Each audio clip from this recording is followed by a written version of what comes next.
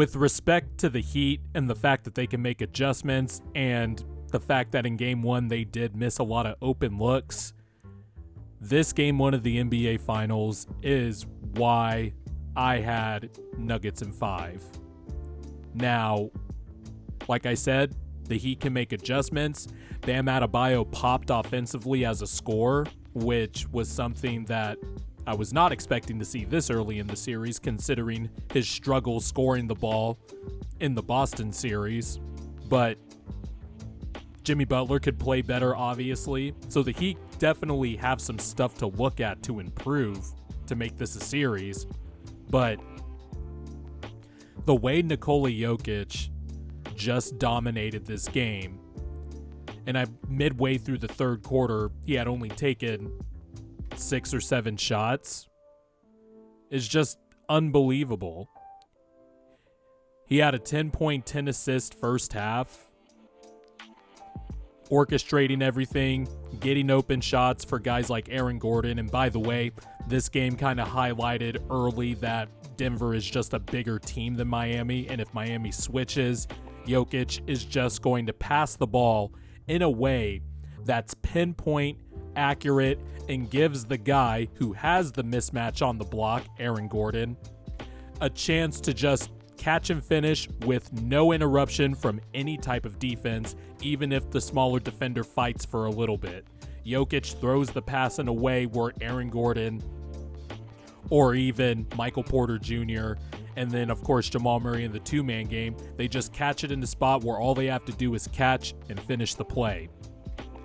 And then when the game gets close, like it was in the fourth quarter, and the Heat started finally making some of their threes. Haywood Highsmith, by the way, played a great game. I imagine he's going to see some burn in this series. He saw some burn in the regular season games against the Nuggets and was effective in his minutes. So that is also something that he could look at. But when the game got close in the fourth quarter and the offense was stalling, Jokic decided to take over and score 12 points in the fourth quarter. And that's just everything that I thought about this series just comes back to how the Heat can guard Jokic. Bam did have some good possessions on Jokic.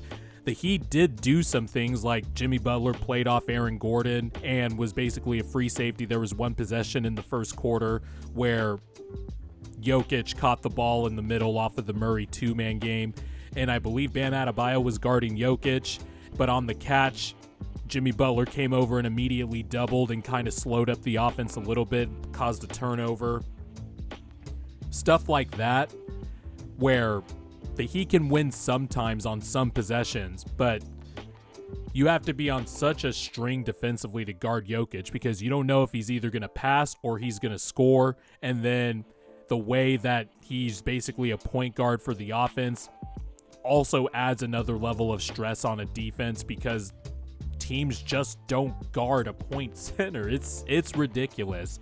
And with all the wrinkles within that, the Nuggets basically have the Heat on a string. Now, again, I do think the Heat can find some ways to scrap and claw their way into this series. But when I look at the Nuggets, they're just a well-oiled machine. And it's not just Jokic, by the way. Jamal Murray has been fantastic all playoffs, and he was sensational again tonight. Started off the game really hot from the field. Had 10 assists himself. Was grabbing boards. Also competed on the defensive end. Michael Porter Jr., just an awesome game for Michael Porter Jr. I don't care that he shot 5 for 16 or 2 for 11 from 3. He got offensive rebounds. He committed to the defensive end. He had a few weak side blocks, or not weak side blocks, but chase down blocks in the first quarter, doing the little things. His only assist in the game was in that fourth quarter where he dropped a nice drop-off dump bounce pass to Jokic for a finish, and the Heat called a timeout. Michael Porter Jr. wasn't making that type of pass in his last healthy season in 2020-2021. And his commitment to the little things in these playoffs, like playing defense, like grabbing tough rebounds, Like, even if he gets burnt on the defensive end, he doesn't give up on a play and he recovers and blocks the shot because he is 6'10 and athletic. His commitment to the little stuff and the other aspects of the game these playoffs have been a fun development, and in a lot of ways it unlocks a new level for Denver because you have someone who is big, that is active on the defensive end, and not only that, I don't care that he's 2 for 11 from 3. Michael Porter Jr. is a great shooter, and I want him taking those shots with confidence. He's 6'10", he can rise over anybody. This was just a well-balanced attack from the Denver Nuggets.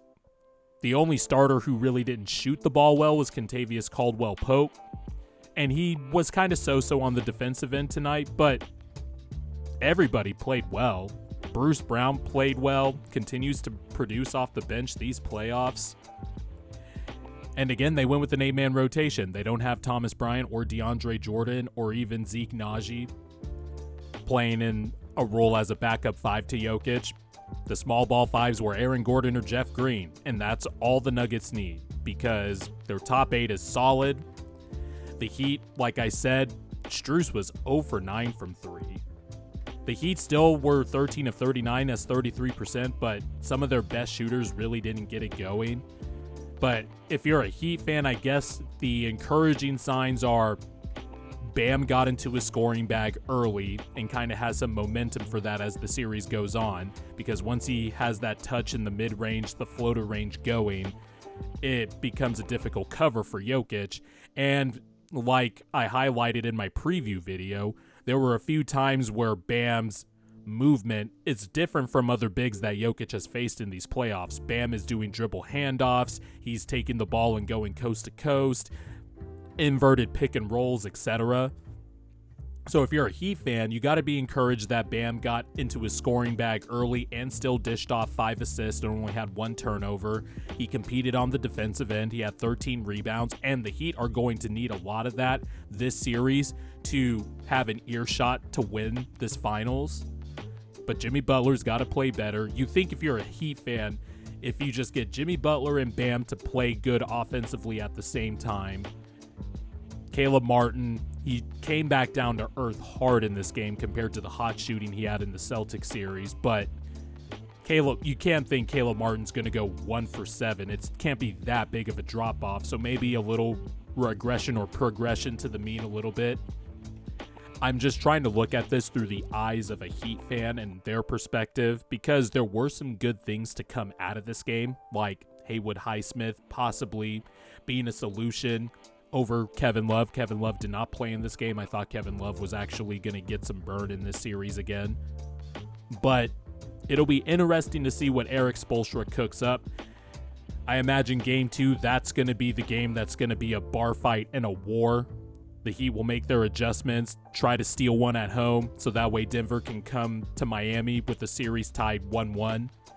But this Game 1 kind of illustrated everything that I thought about this series and the root causes of everything that I've thought about with this series. And it all comes down to Jokic, who had the most easy triple-double dominant finals performance I have ever watched from a player. With his passing, like Jeff Van Gundy said during the broadcast, he made every correct decision with the ball in his hands. He only had 2 turnovers. And then when the game got close, he could go into scoring mode and utilize his incredible touch. And then, thinking about it, watching the game, there were a few shots where I was like, oh, Jokic missed that, but they were just fouls, and Jokic did miss a few shots. And then I look at the box score, and he's 8 for 12 from the field. Like, he's a savant. And that's kind of where my confidence is with my Nuggets in 5 prediction.